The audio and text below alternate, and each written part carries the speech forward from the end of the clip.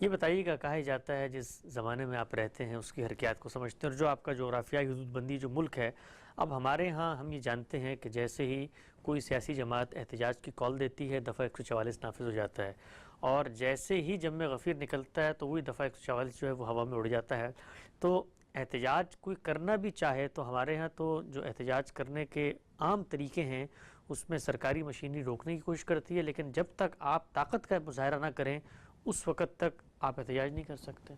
طاقت کے مظاہرے سے کیا مراد ہے؟ طاقت کا مظاہرہ یہ ہے کہ آپ 50,000 لاکھ لوگوں کو لے کر نکل کھڑے ہوں اور آپ توڑ پھوڑ کر دیں، آپ راستے بند کر دیں، آپ لوگوں کو زحمت میں مبتلا کریں۔ یہ تو بدترین جرائم ہیں، ان کو کسی حال میں بھی گوارا نہیں کیا جائے گا۔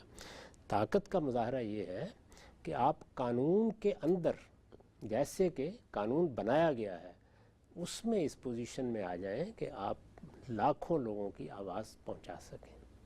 طاقت کا مظاہرہ اس طریقے سے نہیں کیا جاتا جس طرح ہمارے ہاں لوگ کرتے ہیں کہ ہم رکاوٹیں ہٹا دیں گے اور ہم قانون توڑ ڈالیں گے اور ہم قاعدے ضابطے کے خلاف فلاں جگہ جمع ہو جائیں گے اور فلاں عمارت پر حملہ آور ہو جائیں گے۔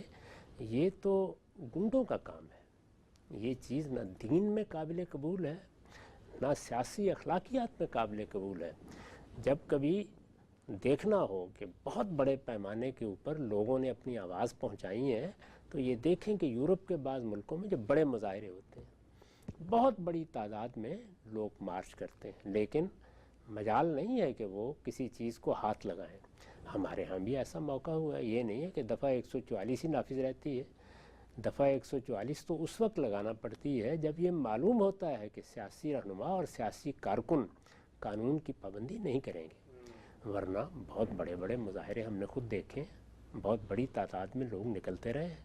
یہ معلوم ہے کہ بعض لوگوں نے جلسے کیے ہیں، اجتماعات کیے ہیں، ان کی اجازت دی جاتی ہے، ان کے لیے قاعدے ضابطے بنائے جاتے ہیں۔ میں بہت سی مثالیں آپ کو دے سکتا ہوں جس میں غیر معمولی مظاہرے ہوئے ہیں، ہمارے ملک میں ہوئے ہیں۔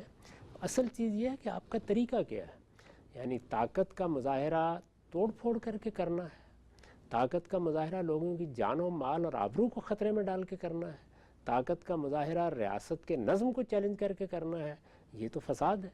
طاقت کا مظاہرہ کرنے کا طریقہ یہ ہے کہ آپ پرامن طور پر لاکھوں لوگوں کو اس طرح موٹیویٹ کر دیں کہ وہ باہر آ کر قطار اندر قطار کھڑے ہو کر اپنی قوت لوگوں کو بتا سکیں۔ یہ طریقے ہیں اور یہ ہمارے ہاں جائز ہے، اس میں کوئی مسئلہ نہیں ہے۔ اگر کسی موقع پر کوئی غلط رویہ حکومت اختیار کرتی ہے تو اس کو بھی پیچھے ہٹنا پڑتا ہے، بشرطے کہ قانون کو ہاتھ میں نہ لیا جائے۔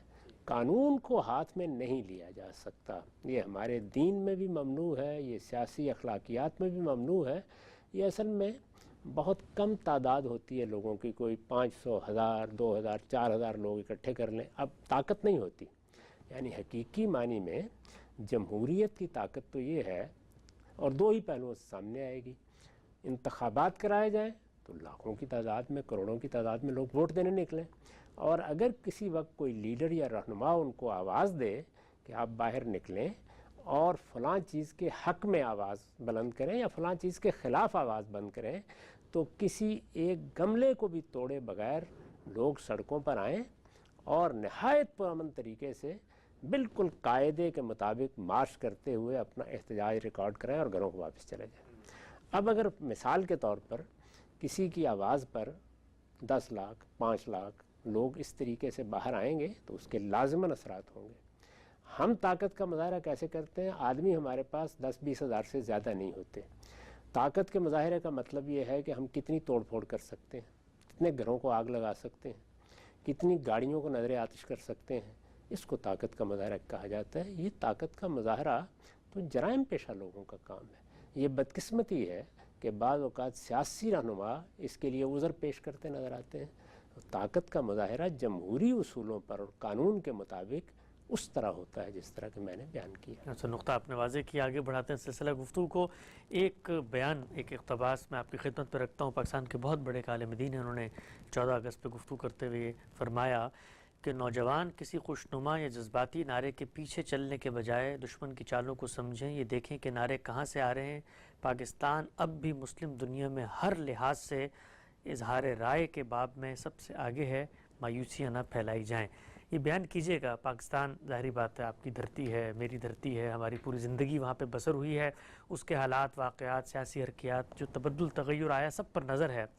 عالم اسلام کو بھی آپ دیکھتے ہیں، کیا یہ بات حقیقت ہے ہم سب کے سب کے باوجود ہم معاشی طور پہ بدحال ہو گئے، ہمارے اداروں میں فروغ نہیں ملا، جمہوریت آگے نہیں بڑھی، لیکن آج اگر آپ جائزہ لیں تو اظہار رائے کی باقی اسلامی ممالک کی نسبت کے پاکستان میں آزادی ہے زیادہ؟ اس میں کوئی شک نہیں، ابھی میں نے خود یہی ذکر کیا، یہ بالکل درست فرمایا گیا ہے۔ یعنی ہمارے ملک میں جتنی آزادی ہے اس کا تصور باقی اسلامی ملکوں میں یا مسلمان ملکوں میں کیا نہیں جا سکتا۔ میں نے عرض کیا کہ بہت سے ملکوں میں تو ملوکیت ہے، وہاں تو آپ یہ بھی نہیں سوچ سکتے کہ آپ انفرادی سطح پر ہی کھڑے ہو کر سڑک پر کو بات کہہ سکتے ہیں، یہ بھی نہیں سوچ سکتے۔ یعنی ذرا ایک نظر ڈال کے دیکھیے کہ جن ملکوں میں ملوکیت ہے، مثال کے طور پر، کیا وہاں اس کی اجازت ہے کہ آپ کوئی اخبار نکال سکتے ہیں، آپ اپنا کوئی آزاد چینل قائم کر سکتے ہیں، آپ کھڑے ہو کر کوئی تقریر کر سکتے ہیں، آپ چند لوگوں کو بلا کر حکومت یا اس کے اقدامات پر تنقید کر سکتے ہیں؟ ذرا یہ کر کے دکھائیے مجھے کسی اس طرح کے ملک میں، کوئی تصور نہیں ہے اس کا۔ اس کے بعد وہ چند ممالک ہیں جہاں کچھ انتخابات وغیرہ ہوتے ہیں، جیسے مثال کے طور پر الجزائر ہے، جیسے مثال کے طور پر مصر ہے، ان میں بھی اس طرح کی آزادیوں کا تصور نہیں کیا جا سکتا جو ہمیں حاصل ہے، اپنے ملک میں حاصل ہے۔ اور جو اس معاملے میں ہمارے اور ان ملکوں کے ذرا درمیان میں آتے ہیں، جیسے ترکی ہے، ملیشیا ہے، وہاں ترکی میں تو خیر اتنا رہنے کا موقع نہیں ملا، لیکن ملیشیا میں تو ہم اپنی آنکھوں سے دیکھ چکے ہیں کہ جس طرح کی آزادیاں میڈیا کو، اخبارات کو، سیاسی رہنماؤں کو ہمارے ہاں ہیں، ابھی ان کو ان تک پہنچنے کے لیے بہت سا سفر طے کرنا ہے۔ تو اس وجہ سے پاکستان میں اس میں کوئی شبہ نہیں ہے کہ ایسی روایات قائم ہوئیں، اور اس کی بڑی وجہ کیا تھی؟ بڑی وجہ یہ تھی کہ جن لوگوں نے پاکستان قائم کیا ان سے آپ اختلاف کریں، اتفاق کریں، وہ بہرحال سیاسی رہنما تھے، انہوں نے خود بھی سیاسی جد و جہد کے نتیجے میں اس وقت کی انگریز حکومت سے یہ منوایا کہ ہم ایک ملک قائم کرنا چاہتے ہیں۔ ان کے نقطہ نظر سے آپ کو اتفاق ہے، یہ اختلاف، بہرحال علیحدگی کی پوری تاریخ جتنی بھی ہمارے سامنے ہے وہ سیاسی جدوجہد کے طریقے پر ہوئی۔ تو اس لیے سیاسی جدوجہد، دستوری حکومت، دستوری نظم، ان چیزوں سے ہم بڑی حد تک واقف ہو چکے تھے پہلے بھی۔ خود انگریز یہ کوشش کر رہے تھے کہ بتدریج مقامی حکومتوں کا نظام لے آئیں۔ ان کے پیش نظر تو یہ تھا کہ ایک اوپر حکومت، مرکزی حکومت اسی طرح سے ملکہ عالیہ کی قائم رہے، اور یہ لوگ آہستہ آہستہ اپنی حکومت کا نظم خود چلانے لگ جائیں، پہلے یہی پیش نظر تھا۔ لیکن بتدریج دوسری جنگ عظیم نے ایسے حالات پیدا کر دیے کہ ان کو چھوڑ کر ہی نکل جانا پڑا۔ لیکن یہ سب کچھ ایک تدریج کے ساتھ واقع ہو چکا تھا، وہ ہماری میراث بنی۔ اور پھر اس کے بعد بر صغیر میں، یعنی ہر طرف اگر آپ دوسرے حصے کو دیکھیں بھارت کے، اور ادھر ہمارا ملک بنا، تو ہر جگہ ایک دستوری نظم سے ابتدا ہو گئی۔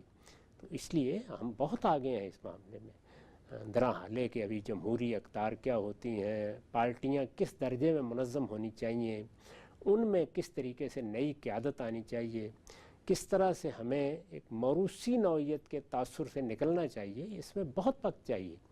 ہماری بدقسمتی یہ ہے کہ ہمارے یہاں مذہبی طبقہ اور دانشور طبقہ خاص طور پر یہ سیاہ اور سفید میں دیکھنے کا عادی ہوتا ہے، جبکہ دنیا میں سیاسی اور سماجی حالات ایسے نہیں ہوتے۔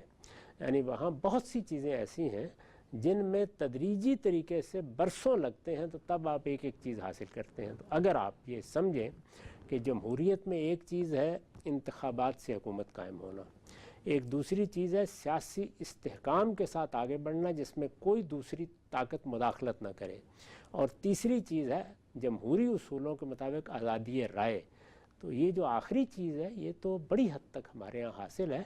یہ پچھلے چند برسوں میں بدقسمتی سے بعض ایسے واقعات ہوئے ہیں جس میں مثلا لوگوں کو اٹھا لیا گیا، یا ہمارے ہاں ایک خاص تعبیر اب اختیار کر لی گئی ہے کہ یہ مسنگ پرسنز ہیں۔ تو اس طرح کے حوادث بھی ہیں، اس میں کوئی شک نہیں، اور یہ بڑے افسوسناک ہیں، آخری درجے میں افسوسناک ہیں۔ لیکن بحیثیت مجموعی ہمارے ملک میں تنقید کی آزادی باقی مسلمان ملکوں کے مقابلے میں کہیں زیادہ ہے۔